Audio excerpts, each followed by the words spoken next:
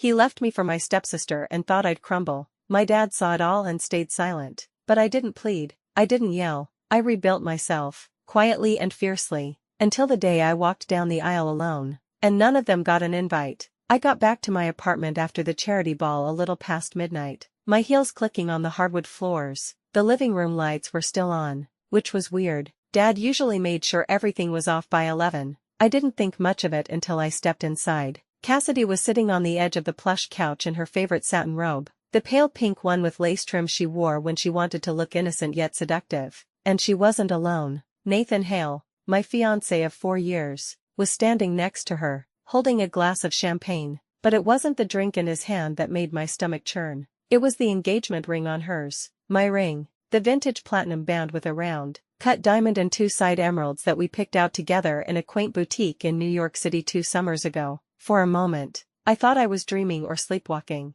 I stood frozen in the doorway, still in my floor-length black gown, the one with the high neck and open back, the one Nathan used to say made me look like a storm he couldn't resist chasing. He looked at me now like I was a stranger. "Elena," Cassidy breathed, her voice syrupy sweet. "You're back." I was just trying it on. For fun. She held up her hand, showing off the diamond as it sparkled under the chandelier. I didn't answer right away. I just blinked at her, then at him. Nathan didn't smile, didn't speak. His jaw was tight, the way it always was when he was about to do something cowardly. "Tell me it's a joke," I finally said, my voice quiet. Nathan let out a slow breath. "Elena, I wanted to talk to you. I'll talk to you about this tomorrow, after the ball." So it was real. He didn't deny it. Cassidy bit her lip and looked down, but I caught the glint of triumph in her eyes before she could hide it. "I thought we were done with the lies," I added, stepping forward. "You said we were solid, Nathan. You said," he cut in. "But things changed.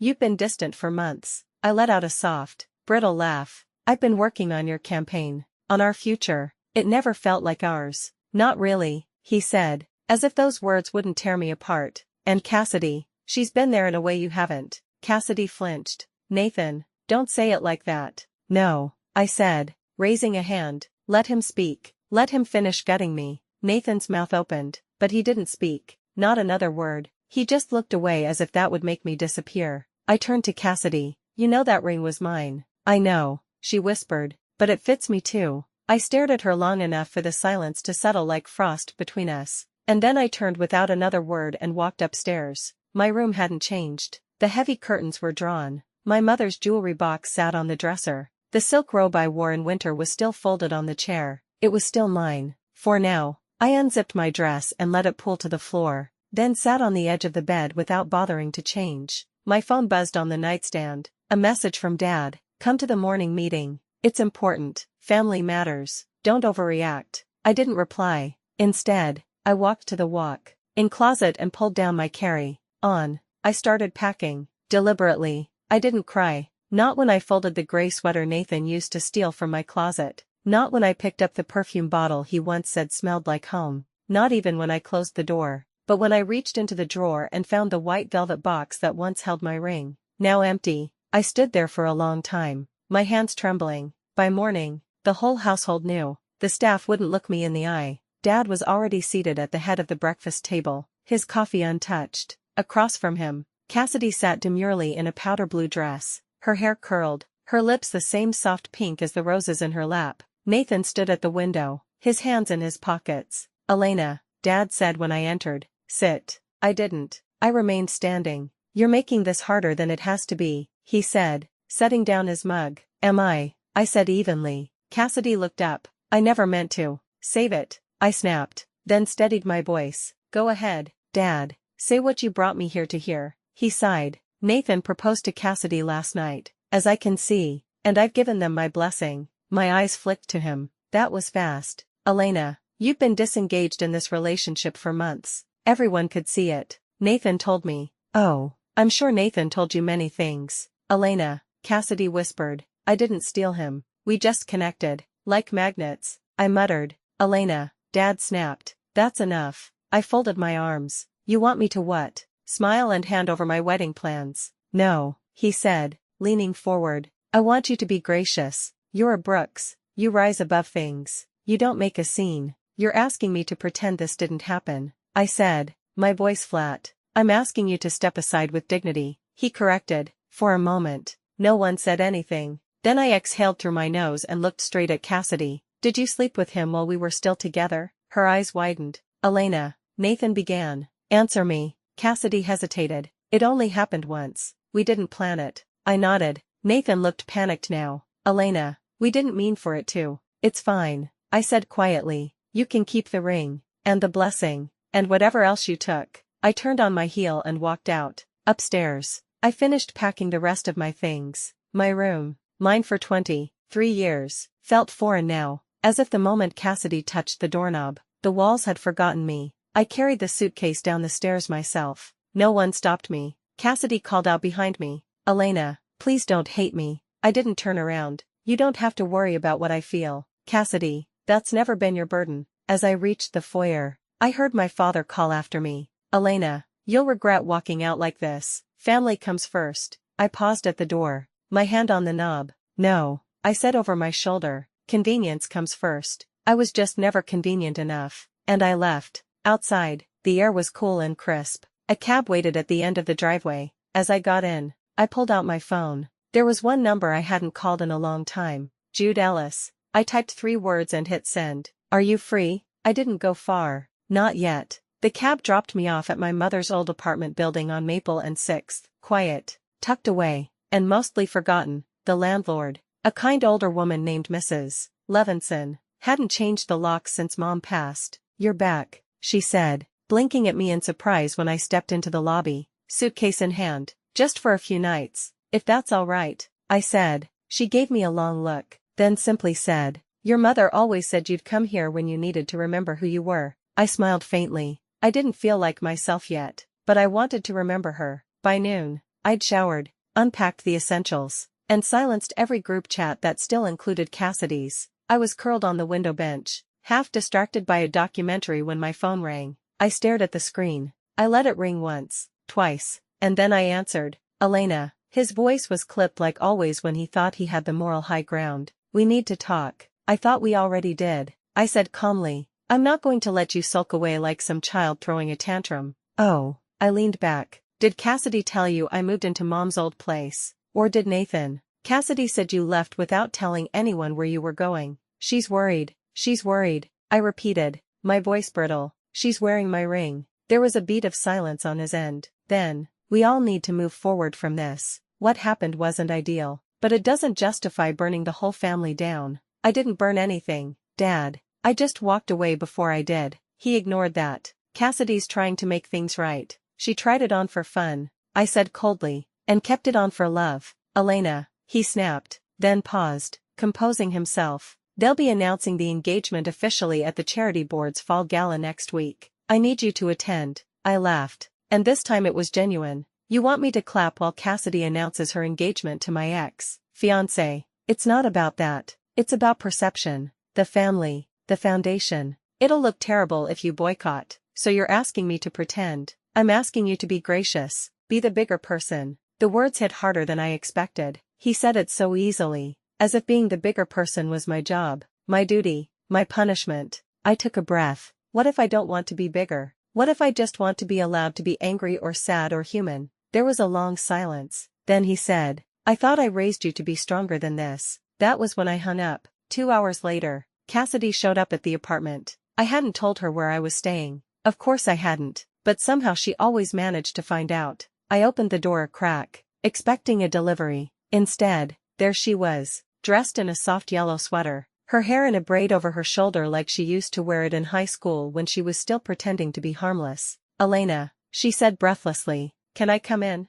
I stared at her. How did you find me? She held up her phone sheepishly. Dad. Of course. I stepped aside, not out of warmth, just habit. Cassidy walked in slowly, gazing around the place as if it were a museum. I haven't been here since your mom's memorial, she said, her voice hushed. It still smells like her, because I didn't sell it, or gut it, or rent it out, I replied. She nodded and sat down on the edge of the sofa. Elena, I didn't come to fight. Then what did you come for? I asked. She twisted her fingers together. Can we try to make this less awful? Please, I know it looks terrible, but it wasn't like I planned any of this. Didn't you? I asked, tilting my head, because it sure felt like it. Her eyes welled with tears. I didn't mean to hurt you, you know that, right? I never meant for Nathan to fall for me, but you let him. She blinked. That's not fair. What's not fair? I said evenly, is that I was with him for 4 years, and somehow I wasn't enough, and instead of leaving cleanly, he slid my ring onto your finger while I was still wearing it in my heart. Cassidy covered her mouth like she might cry. I know, I hate myself for it, but I love him. Elena, I do. I looked at her for a long moment, then said, you'll probably get everything you want, but don't come here asking me to help you sleep better at night. She stood slowly, wiping her cheeks. I know you think I'm a monster, but I love you. You're my sister. I gave a soft, tired smile. No, Cassidy, you're my father's daughter, and his perfect little project. And the only reason he's pushing this wedding through is because he finally gets to have the picture perfect family he always wanted. She flinched. I opened the door. You should go. Cassidy stepped forward but paused at the threshold. Are you coming to the engagement gala next week? I didn't answer. She looked at me for a second longer, then said, he misses you, Maven. He hasn't said it, but I know he does. Then he's a fool, I replied, because he picked you while I was still standing in the room. After she left, I stayed frozen for a while, staring at the door as if it might open again. It didn't. Glad my phone buzzed. A message from Jude. I'm free. Where are you? I stared at it for a moment. Then I wrote back. Mom's old apartment. I could use a walk. 5 minutes later. On my way. We met at the small park behind the old bookstore we used to study in. I saw him standing near the fountain, his hands shoved in his coat pockets, collar up against the breeze. Hey, he said as I approached. Hey, I replied. Thanks for coming. Any time, he said simply. You still take your coffee black with a cinnamon stick. You remembered that. Jude handed me a cup. I also remember how you used to dip the cinnamon into the foam and hum the theme song from Pride and Prejudice while reading depositions. I laughed despite myself. God, that's embarrassing. It was endearing, he said with a smirk. Even when you snapped at me for highlighting the wrong clause. I sipped the coffee. It was still warm. How are you so calm all the time? He shrugged. Law school knocks the fire out of most people. I just managed to hold on to mine. We walked in silence for a few steps before he asked, want to talk about it? I didn't say anything for a long time. Then I whispered, Cassidy's wearing the ring. He stopped walking. I turned to face him. She's marrying him, my fiancé. Jude's face stayed still, but his eyes darkened. Did he cheat? I nodded. More than once, I think. And your dad is walking her down the aisle with a smile. He exhaled, then said, I always wondered how you stayed in that house. Me too, I whispered. Another pause. Elena, he said, his voice low. You can come to my city. I'll help you settle in. You don't owe anyone anything here anymore. I looked at him, startled. I mean it, he added. You deserve a life that doesn't require you to shrink to fit. For the first time in days, I felt something uncoil in my chest, something that almost resembled hope. I whispered, can I think about it? Jude smiled. Take your time. I've waited before. The next morning, I woke up in my mother's apartment to a text from Mrs. Levinson. Check the society pages. I blinked, still half asleep, and opened my browser. There was Brooks family to celebrate surprise engagement. Cassidy Brooks and Nathan Hale confirm gala announcement. Underneath the headline, a photo. Cassidy in a long emerald green gown. Nathan beside her, his hand protectively on her back, and on her neck. I stared. The necklace. It wasn't just any necklace. It was the necklace. A vintage emerald piece from my mother's jewelry box. The one she said had belonged to her grandmother. She told me the night before her heart surgery, if you ever marry Elena, wear this. It'll remind you I'm close. Cassidy wore it now, smiling into the camera like she hadn't gutted me twice over. I didn't move, didn't speak. For a few minutes, I just sat there, letting the heat crawl up my throat and settle in my chest like molten lead. Then I called the house. Cassidy picked up on the second ring. Elena, she said sweetly, you saw the article. You're wearing her necklace. There was a pause. Oh, that. My voice sharpened. That necklace wasn't yours to touch. Dad said it was okay. She said quickly. He told Nathan it would go perfectly with my dress for the photos. You hadn't worn it in years, because I was waiting. I said, the words ripping out of me, to wear it on my wedding day. Cassidy was silent. You went through Mom's jewelry? I asked, without even asking. Elena, please don't be dramatic. Take it off, I said, my tone low and cold. I don't care if you have to redo the shoot. That necklace doesn't belong in your story. Elena, People have already seen the photos. I don't care. She sighed like I was being unreasonable. I didn't mean to hurt you. I wanted something of hers. You always had everything. My hands trembled against the phone. You can have Nathan. You can have Dad's favor. I'll take the whole Brooks estate while you're at it. But that necklace, I exhaled, that was never yours to wear. That night I stopped by the estate. Not to argue, not to plead, to reclaim. The staff let me in without question. The entryway looked exactly the same.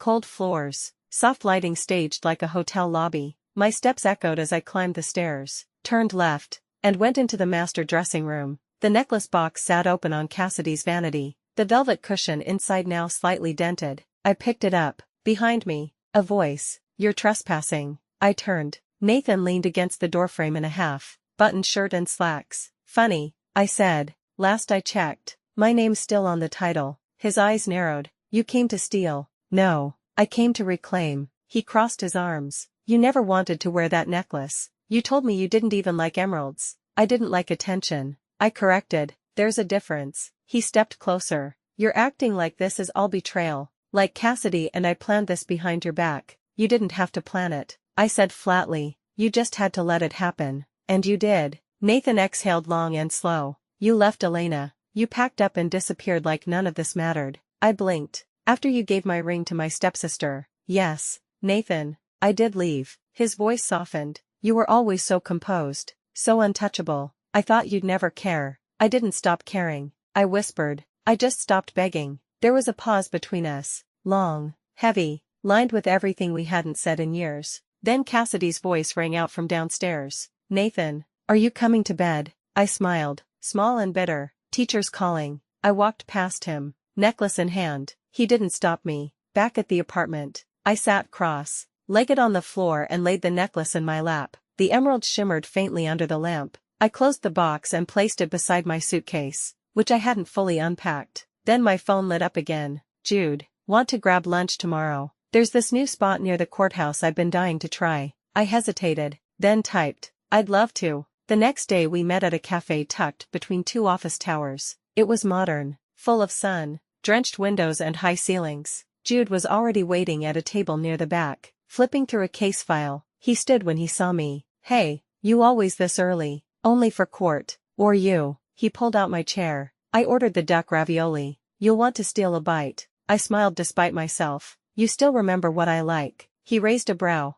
"I remember. More than you think." Our food arrived quickly, and for a few minutes, we ate in comfortable silence. Then he said, "You okay?" "I'm not sure. Want to talk about it?" I hesitated, then nodded. "They used my mom's necklace for Cassidy's engagement photos." Without asking, Jude blinked slowly. "Wow, yeah. What did you do?" "Took it back." "Good." I looked at him. "That's it. No lecture about choosing peace." Jude set down his fork. "You were raised in a house where silence was called grace, where boundaries were always one-sided. You don't owe anyone peace who took yours." Something in my chest cracked. I hadn't realized how much I'd needed to hear those exact words. I looked down at my plate, blinking quickly. "Elena," he said gently, "it's okay to miss what you had, even if it was never really yours." "I don't miss him," I said softly. "Not really. I miss the girl who believed it was real." Jude didn't say anything. He just reached across the table and took my hand. Not tightly, not urgently, just solidly,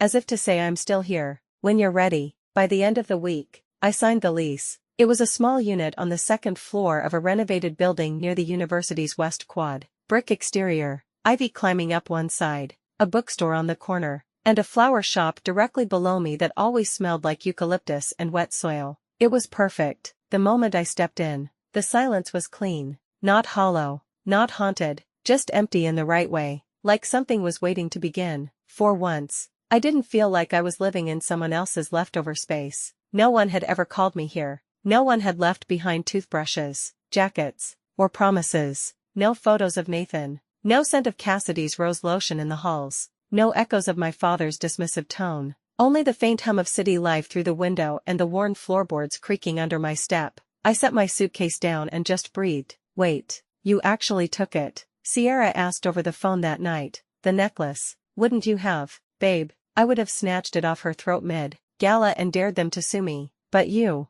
I thought you were still in your elegant silent rage era." "I upgraded," I said. Now I just take what was mine. You sound different. I feel different. She paused. You're not coming back, are you? Not unless I have to. There was a beat. Good. Let them miss you when they're all choking on their regrets. I smiled. You always know how to put it delicately. You know me. Graceful like a hammer. Jude helped me set up the new place on Sunday. He showed up wearing a baseball cap and holding 2 iced coffees and a roll of paper towels like it was a survival kit. I brought the essentials, he said, holding them up. No power. I teased. He grinned. You doubted me. Then he pulled it out of his backpack. Also brought wall hooks. Thought you might want to hang that necklace box somewhere dramatic, like above the kitchen sink. I laughed. Very symbolic. You're lawyer now. Everything's a metaphor. We worked in comfortable rhythm. He unpacked the kitchen. I did the books. Occasionally we'd pause to argue over whether mugs should go on the bottom shelf or if the sofa should face the window or the hallway. So this is your place now, he said after a couple of hours. Feels like you. How do you know?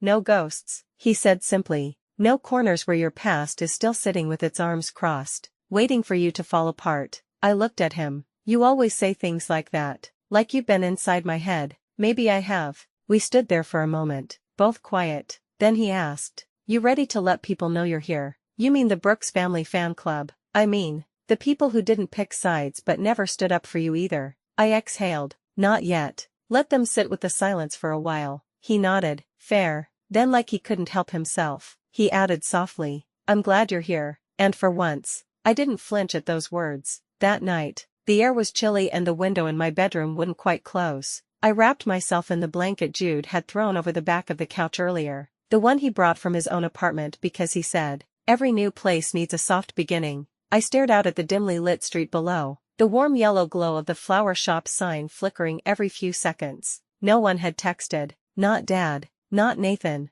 not Cassidy, and I didn't miss it. I opened my phone and clicked on Jude's contact, then typed, thank you, for showing up, for all of it. His reply came in seconds. You don't owe me thanks. I've been waiting for you to let go of the people who didn't deserve you. And now, I wrote, now I'm just hoping you'll let me stay. I stared at the screen, heart full and aching, and for the first time in weeks, I replied without hesitation. I'd like that. It started with a shadow by the steps. I had just finished a long afternoon of onboarding paperwork at the legal aid office, my first official day volunteering at the downtown branch. The sky outside had already started to dim into that moody blue that meant autumn was coming fast, and I was too distracted reading a public housing case file to notice him at first. Then I heard the shift of a shoe against pavement. I looked up. Jude was leaning against the iron railing outside the building, holding 2 paper bags in one hand and his jacket slung over his shoulder. He wasn't checking his phone or pacing. He wasn't even looking for me. He was just waiting. And for some reason that made me pause in the doorway longer than necessary. When he finally noticed me, his face softened into a half smile. Hey, you always this punctual. I was early, he said, holding out one of the bags. You didn't text all day. I figured you'd skip lunch. You stalked me. I observed a pattern. He replied, you get hyper, focused and forget to eat. Also, I wanted to see how your first day went. I took the bag. Warm, heavy. This is roasted sweet potato sandwich, and spiced lentil soup. You're still a soup for every emotion kind of person, right? I stared at him, a little stunned. He added casually, I remembered you always used to eat it with pretzel bread, but they were out. Jude, what? You make it very hard to believe we were just classmates. He smiled. We weren't just classmates. I held his gaze for a second, then looked away, biting back the weird warmth crawling into my chest. You know, I'm not really good at this part, the part after everything collapses. That's okay, he said. I'm not asking you to magically heal overnight. Just let someone offer you comfort, maybe a bowl of soup, every now and then. We sat on the courthouse steps, sharing our meal and discussing not Nathan, Cassidy, or my father, but a case I was working on. A woman fighting to reclaim her place on a lease after her abusive ex tried to evict her without warning. I didn't pick this case by accident, did I? I said to Jude softly. I think you wanted to help someone reclaim what they shouldn't have had to fight for, he replied. I smiled at that. Sometimes justice feels like revenge, but it's not. I added, it's just correction. Jude finished for me. We ate slowly, sharing bites. I kept my scarf wrapped tightly around my neck, not wanting to spoil the moment with a sneeze from the early chill. When we finished, he walked me the 5 blocks back to my apartment, not because he thought I couldn't manage alone, but because he wanted to, and that was different. The next day, it happened again. Except this time, I was the one who spoke first. I spotted him from the break room window, standing next to a hot dog cart, chatting with a kid selling lottery tickets, letting him pick which scratch off was the luckiest. I didn't wave, I just watched, my heart swelling in my chest because someone was there for me, without needing anything in return, without expecting me to perform or apologize or shrink. Jude didn't want the version of me that fit into a gala dress and posed perfectly beside a fiancé. He just wanted me. Later that week, I invited him up. It wasn't formal. I just texted, "Soup night at mine." He replied instantly, "On my way. Want me to bring bread or backup emotional support?" "Both," I responded. He knocked 15 minutes later. I opened the door to find him holding a baguette, a bottle of wine, and a ridiculously soft brown sweater draped over his arm. "What's this?" I asked, pointing at the sweater. "I saw your windows were open when I drove by," he said, "and you always hate sleeping cold." "You're unreal," I said. He shrugged. "You're underdressed." We moved around the kitchen like we'd done it for years. He chopped carrots. I stirred the broth. Every now and then, he'd bump my shoulder and say something dry like, "Don't forget to emotionally season it." We didn't touch much, but there were moments. Brushing hands when passing utensils. His palm at the small of my back when I leaned too close to the stove. And every time, my heart stuttered in a way I thought it had forgotten. After dinner, we sat on the couch with our bowls balanced on our knees. "I know I've said this," I started, "but I really am sorry I disappeared after graduation." He looked at me, brows lifted slightly. "You don't owe me an apology." "I do," I insisted. "He used to message me every birthday, every semester, and I never replied." "I figured you were busy," he said. "I was miserable," I admitted, "and I didn't want anyone to see it. Especially not you." He was quiet for a moment, then said, "That makes sense. You're not angry." He shook his head. "I waited 4 years. Elena." Another few months didn't scare me. I turned to him, eyes narrowing slightly. "Waited. You were waiting." He smiled. "You never knew." "No. I thought we were just old friends," I said. "Elena." He set his bowl down, voice quiet. "I've been in love with you since our second year of undergrad. Since you beat me in that debate and then offered to split your fries." I blinked. I figured I had a chance. "And then you came back from summer break with Nathan on your arm." I laughed under my breath. God, I was so stupid. "No," he said, "just looking for love in a place that didn't know how to hold it." I didn't say anything. He didn't press. We sat in silence for a long moment, both staring at the flicker of the candle I had burning on the table. Then I whispered, "I think I'm still healing, still half broken in some places." "I'm not asking you to be whole," he replied, "just to let me walk beside you while you figure out what that looks like." I looked at him and nodded. He didn't kiss me. He just reached over and took my hand, fingers slow and patient, as if asking permission with every movement. It was the first time someone had waited for me without expecting anything in return, and I didn't know it then,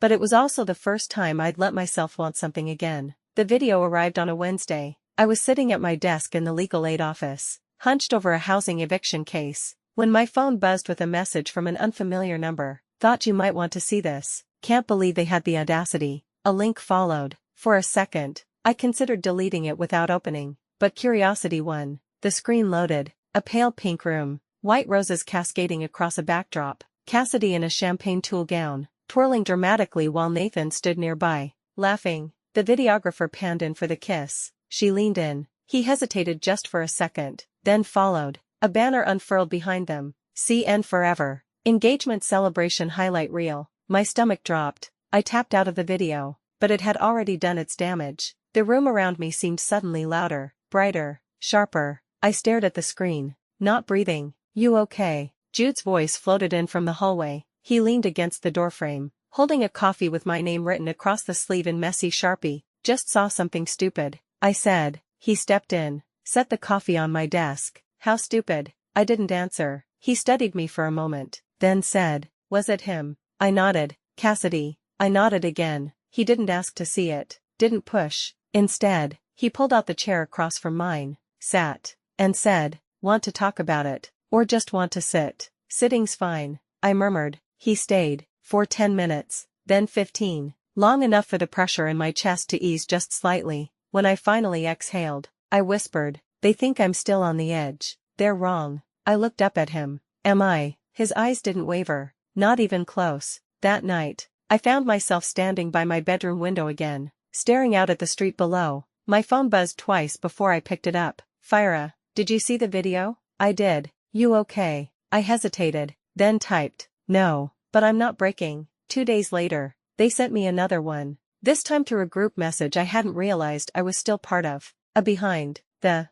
scenes clip from the ring fitting. Cassidy gushing, "It's everything I ever dreamed of," while Nathan chuckled and kissed her temple. I didn't watch all of it, just the first 3 seconds. Then I left the apartment, wrapped myself in Jude's oversized brown sweater, and walked without a destination until I ended up at his place. His living room light was on. A record played softly in the background, something slow with piano. I didn't knock. He opened the door before I reached it, like he'd been waiting. I didn't know where else to go. I whispered, "You don't need to know," he said. "You can always come here." He stepped aside and let me in. I curled up on his couch like I'd done it 1,000 times before. He handed me tea without asking and sat beside me without speaking. "I feel stupid," I finally said. "Why?" "Because I don't want him back, but it still hurts, seeing them, seeing what should have been mine, even though I don't want it anymore." Jude nodded slowly. "That's not stupid. Then what is it?" "It's grief," he said gently. "You're not missing him, Elena. You're mourning what you gave, what you planned, what you built in your head for 4 years. He added softly, "And you're angry someone else walked into it like they earned it." I stared at him. "But they didn't," he continued. "They just inherited something they didn't help build." Something inside me cracked open at that, and before I could stop myself, I leaned into him. Just leaned. No words, no questions, just my head against his shoulder and his arm slowly wrapping around my back like it belonged there. And it did. Later, as I slipped on my shoes to head home, Jude stood by the door holding my coat. "You sure you want to go?" he asked. I nodded. "I just needed air." "You can stay, you know," he said. "No pressure, no expectations, just stay." "I want to," I whispered, "but if I do, I think I might cry." He smiled sadly. "Then cry." I hesitated, then leaned forward, resting my forehead against his chest. "I keep thinking about how many versions of myself I gave to people who didn't keep them." He was quiet for a moment. Then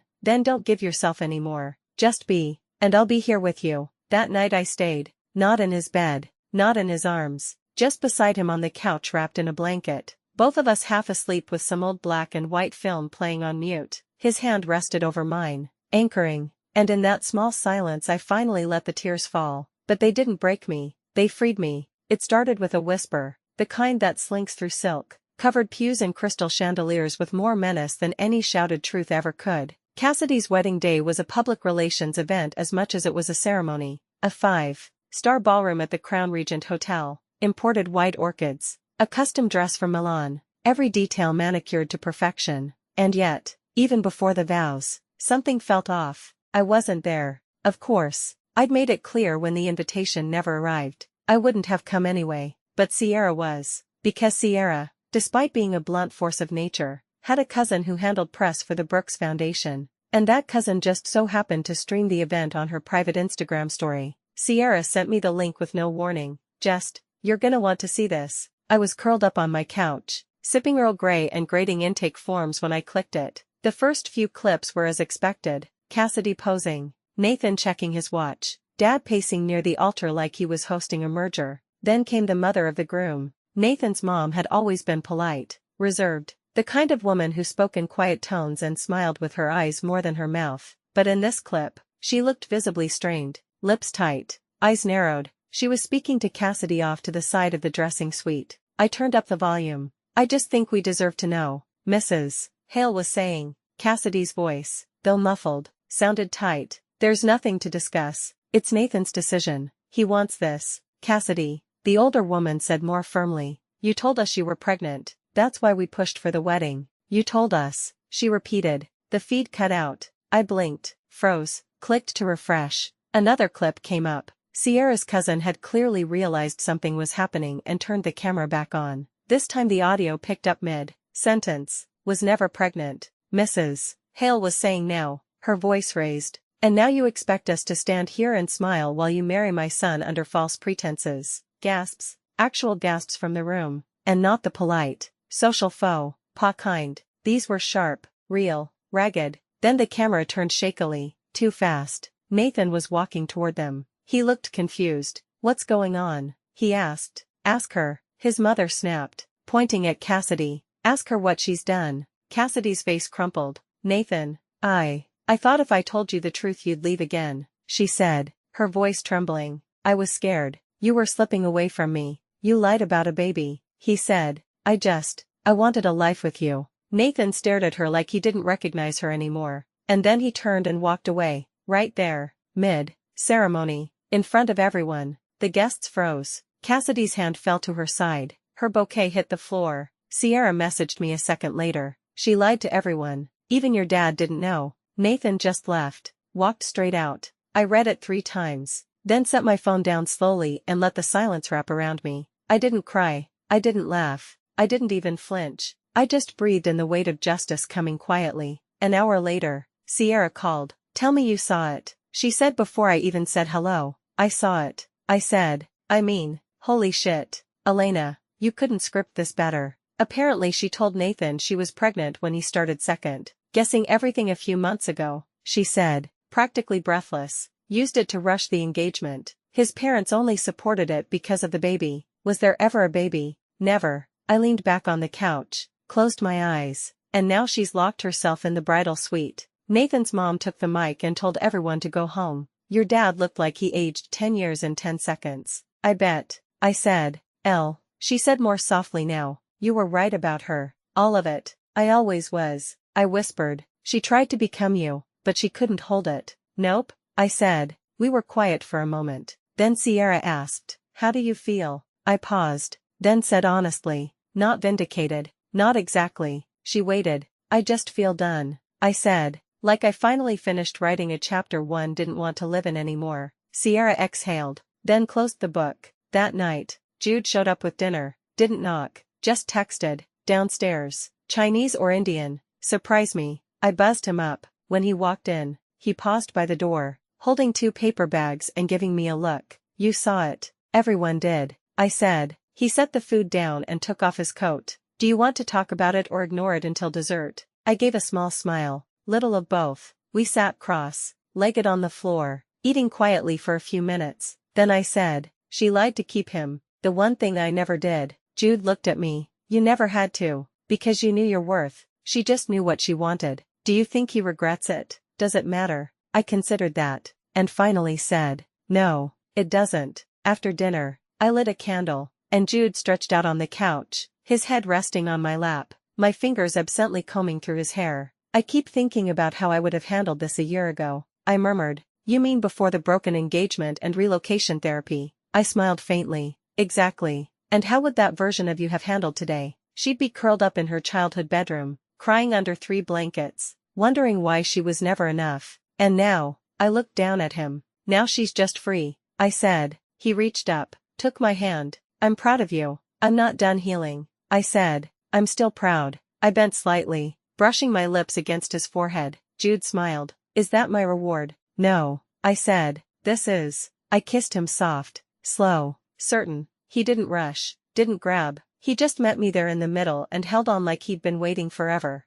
Maybe he had, and maybe this time, I was ready. It arrived 3 days after the wedding disaster. No knock, no doorbell, just the sound of the mail slot clinking shut and a soft thud on my hallway rug. At first, I thought it was another flyer, a new cat cafe opening, maybe, or a dry cleaning coupon. But when I picked it up, I recognized the handwriting instantly. Nathan's. My fingers didn't shake, but they were cold. I stood at the door for a moment, envelope in hand, pulse a quiet drumbeat in my ears. Then I turned, walked into the kitchen, and set it down beside the fruit bowl. I didn't open it. Not yet. Still sealed. Jude asked that evening. We were sitting on the couch, reruns playing low in the background. He nodded toward the envelope still resting on the counter. Still sealed. I confirmed. Want to burn it. I want to forget it exists. You could do that, he said. I could. I agreed. He waited a beat. But, I sighed. But a part of me needs to know if he finally saw me.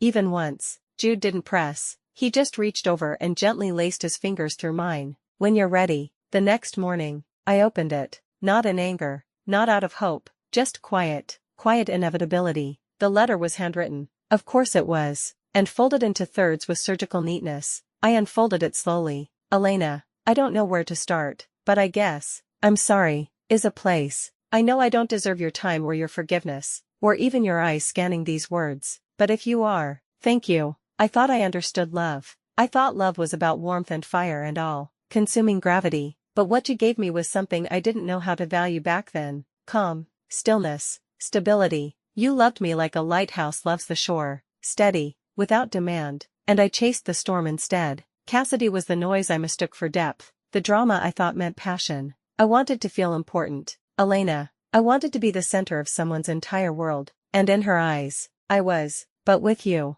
I was just myself. And maybe that scared me more than I realized. I can't take back what I did, but if you ever wonder, if you never doubt I did love you, I just wasn't strong enough to choose the right kind of love, the kind that lasts. I hope you found someone who sees you clearly, who waits when you're quiet, who stays when it's hard, and if not, I hope you know you deserve that and more. I'll always carry the weight of what I gave away. Nathan. I read it twice, not because I was moved, but because I needed to be certain of one thing. He finally saw me. But only when I was gone. I folded the letter back up and placed it in a drawer I rarely opened, not out of sentiment, but because it no longer had the power to move me. That afternoon, I met Jude at his office. He was waiting at the curb, holding 2 iced lattes and squinting up at the sky like it had betrayed him. Why is it always hot when I order a hot drink and cold when I order iced? He asked. Because the universe has a petty streak, I replied. He handed me a cup. You okay? I opened the letter. His brows lifted slightly,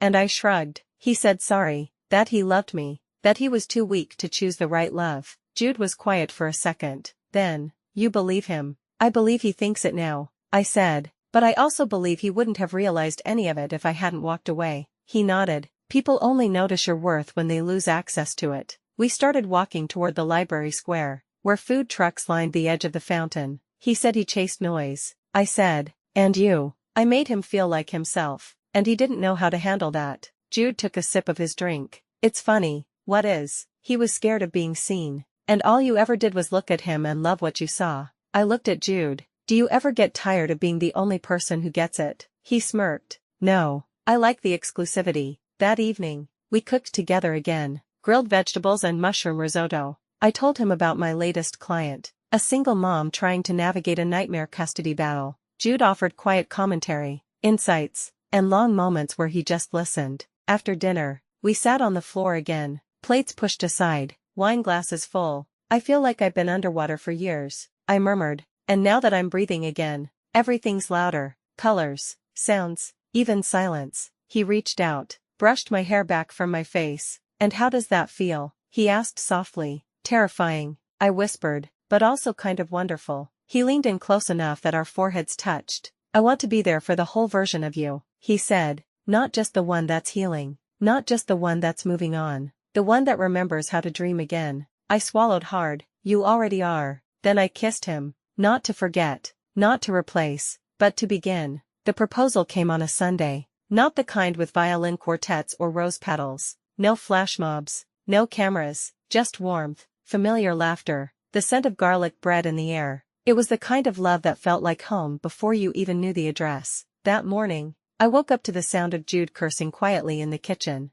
I slipped out of bed, wrapped his shirt around me, and padded in barefoot. What did you do? I asked, half amused, half alarmed. He looked up sheepishly from the stove, holding a smoking pan. Define burnt. Is the bottom of the pan still attached? That's subjective. I crossed my arms. Weren't you trying to make waffles? I was, he said defensively. Until I realized I don't own a waffle maker. I blinked. Jude, don't judge me. I panicked and tried to improvise with a grill pan. You grilled waffles. He opened the trash bin dramatically and revealed the evidence. One very sad, very blackened waffle corpse. I laughed so hard I had to hold on to the counter. Hey, he said, pointing a spatula at me. You're the one who told me I needed a signature breakfast dish. Yes, I gasped between laughs, but I didn't mean charred bread of doom. He sighed, then cracked a grin. I concede. You win breakfast. You'll always win breakfast. I walked over, took the spatula, and kissed him on the cheek. Good. Now get out of my kitchen before you set off the fire alarm again. He raised his hands in surrender and backed away dramatically. Chef Elena takes the lead. We ate on the balcony,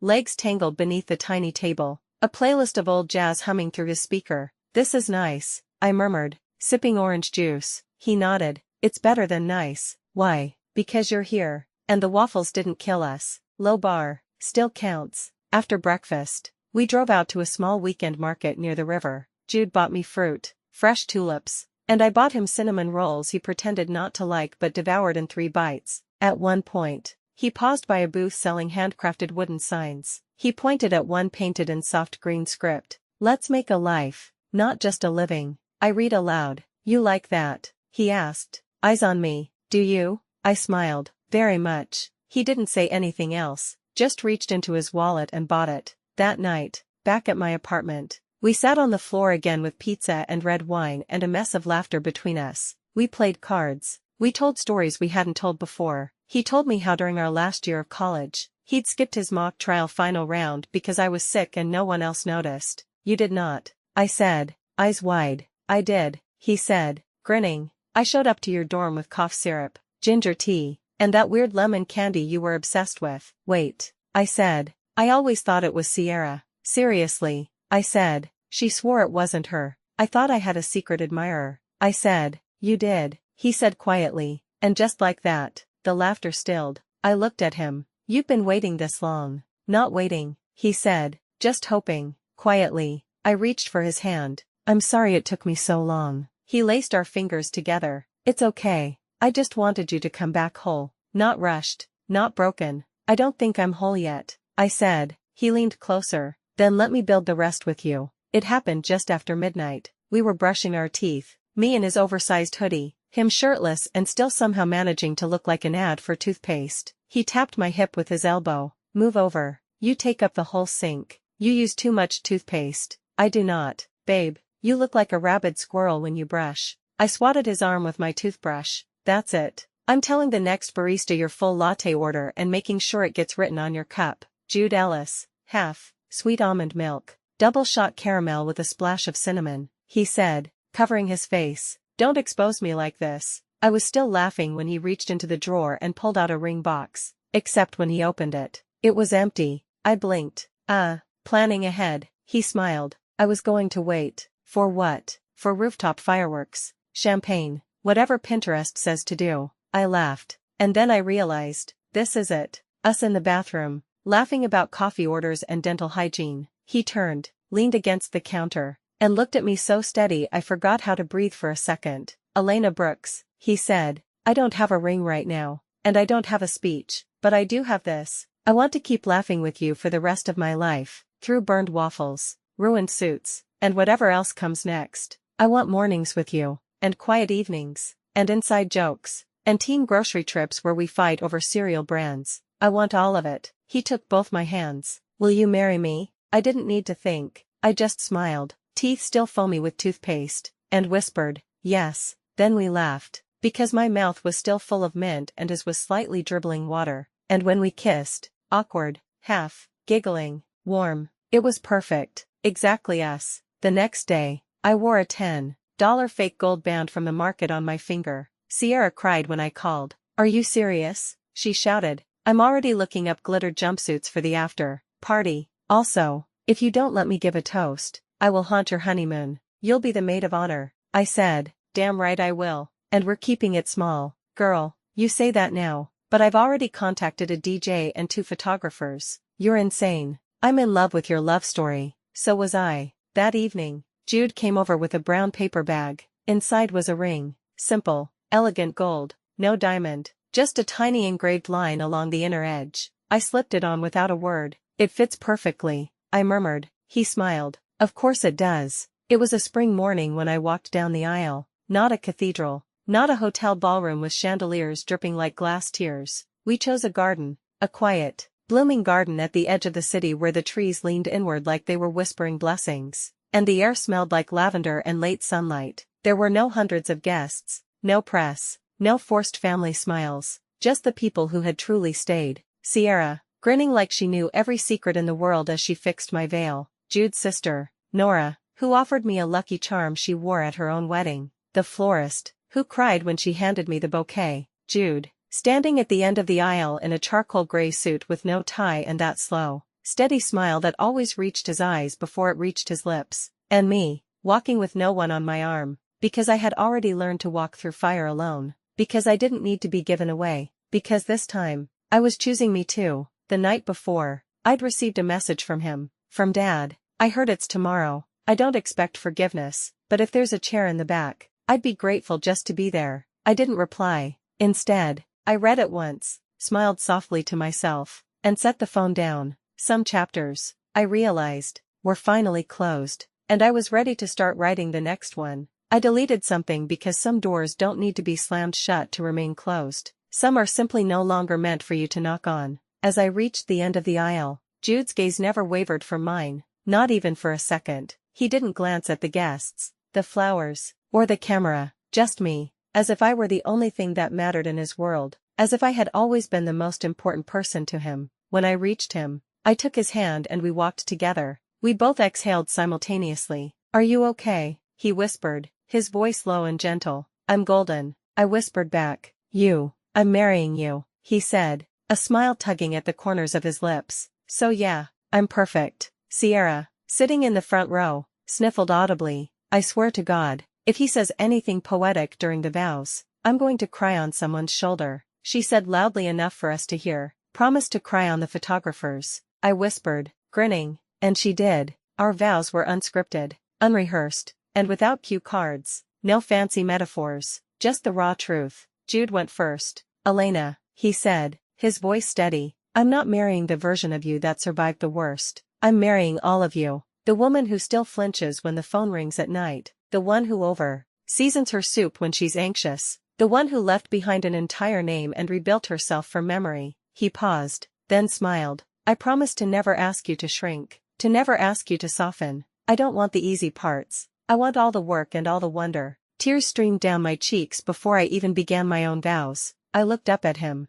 "Jude, you waited for me when I didn't even know I was allowed to be waited for. You saw me when I was invisible to everyone else. You didn't ask me to be okay. You just stood beside me until I was." My voice wavered, but I didn't stop. "I promise to never forget that love is built, not just found. That some homes are made from words and patience and showing up again and again. And that you, with your calm, your steadiness, your fire, are the only person I trust to walk through the rest of this life with." He was crying now too, just a little, but enough for me to know that every word had hit home. When the officiant pronounced us married, Jude didn't hesitate. He pulled me close, one hand in my hair, the other at my waist, and kissed me as if we were the only two people in the room. And maybe in that moment, we were. No more Nathan, no more Cassidy, no more questions about who I was, who I should be, or who I wasn't enough for. Just this, just him, just me. At the reception, which was more of a backyard dinner than a party, Sierra gave her toast. Elena used to walk into a room and freeze the air. She began, not because she was cold, but because she was holding everything in. Grace, grief, guilt, all of it tucked behind a perfect expression. Everyone chuckled softly, and then she met Jude, or rather, Jude reminded her that softness doesn't make you weak, that gentleness doesn't mean surrender. Sierra raised her glass, to the woman who finally stopped apologizing for being too much, and to the man who never once asked her to be less. The applause was warm and wild. Jude leaned into my ear and whispered, "Best maid of honor ever." "I trained her well," I whispered back. Later, as the stars came out and the string lights above us glowed like bottled constellations, we danced barefoot on the grass. He twirled me once, then pulled me back. "I still can't believe you said yes," he murmured against my hair. "Why not?" I asked with a laugh. "Because I still remember the first time you ignored me for an entire semester." "You were cocky," I said. "I was patient." "Same thing," he replied with a smile.